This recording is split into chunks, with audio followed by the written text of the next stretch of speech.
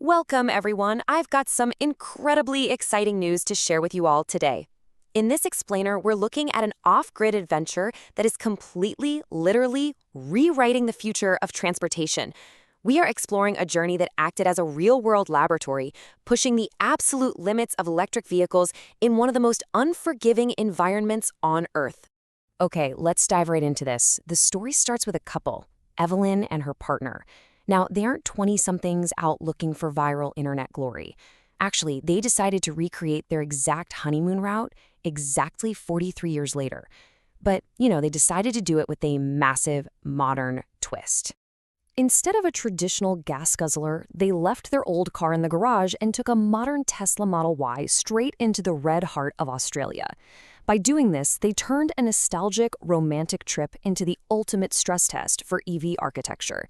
And honestly, it proves the high operational accessibility of these vehicles, even for retirees and older generations who might be a bit skeptical. Section 1.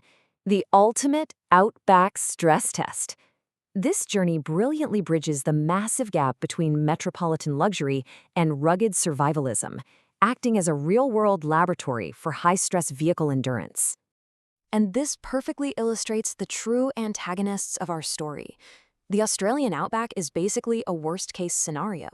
We're talking about blistering, sustained peak solar irradiation and immense thermal gain just radiating from the red dirt itself.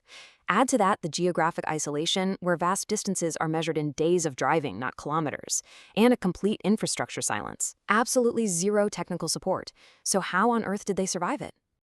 Well, let's move to Section 2, beating extreme thermal stress. Because before you can even worry about distance out there, you have to survive the brutal, battery-killing heat of the desert. 45. When ambient temperatures soar past 45 degrees Celsius, which is just absolutely scorching, maintaining your battery's electrochemical stability becomes a matter of pure survival. The massive challenge here is keeping the battery from thermal runaway without completely draining all your vehicle's energy just to run the active cooling systems. To really understand the solution, the couple's travel through Coober Pedy offers a perfect analogy.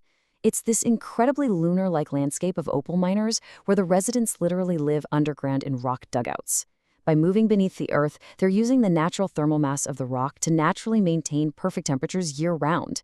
They completely escape that 45-degree surface heat without needing brute force air conditioning. Now, what's really fascinating about this is how this ancient dugout survival tactic translates to a massive engineering insight for EVs. It's called passive thermal mass integration. Instead of relying on energy-draining active liquid cooling, future EV designs can use geometrically optimized insulation and phase-change materials right in the battery housings. It creates this environmental symbiosis, a thermal buffer against external heat, exactly like those underground rock homes. Section 3. Human Intuition over Algorithmic Logic. All right, so having conquered the heat, our heroes faced their next massive hurdle: navigating these vast, silent zones where standard, everyday technology completely falls apart. So here's the crucial point. A Tesla's standard navigator assumes you're cruising around a modern smart city, right? It relies on algorithms that assume high data density and fast chargers on every corner. But the primordial reality of the Outback? Yeah, that demands a completely different approach. Just look at this matrix. It shows exactly why the software struggled. It's a massive reality gap. Standard algorithms expect city perks, superchargers, predictable traffic, a persistent 5G connection. But the Outback reality means relying on decentralized hotel outlets, aggressive battery depletion from the brutal heat and rough terrain, and entirely silent offline zones. It proves that in extreme isolation, the human spirit of adaptation and manual planning absolutely must override standard algorithmic logic. Which brings us to Section 4, the decentralized desert charging grid. This is the third massive trial. How do you actually charge an electric vehicle in a landscape completely devoid of dedicated infrastructure? Well, it turns out a decentralized grid already exists out there, but it's human-powered. In the desert, encountering another person is rare, and as our sources point out, the nod of the hand is way more than a casual greeting. It's a formalized social code of mutual aid. It's the secret code of the desert, ensuring that when technical infrastructure fails, human networks step in to provide the ultimate safety net. The strategic takeaway here is a real game changer.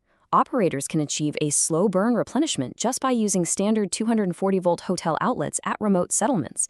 That's your decentralized node redundancy right there. Combine that with informal peer-to-peer networks and meticulous human-centric planning, and you completely de-risk the journey. It means the psychological barrier of the infrastructure gap can be bridged even when formal service centers literally don't exist. And finally, Section 5, the no limits paradigm.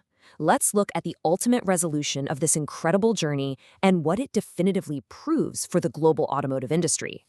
Evelyn and her partner proved something absolutely monumental here. Think about it.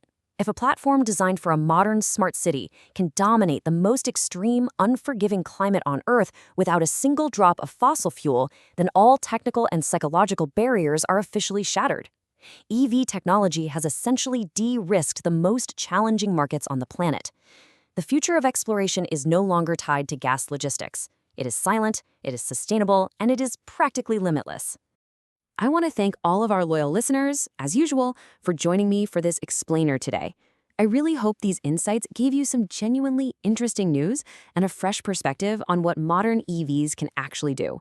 So I'll leave you with this final thought to chew on. With the ultimate off-grid stress test conquered and no limits left, where are you going to explore next?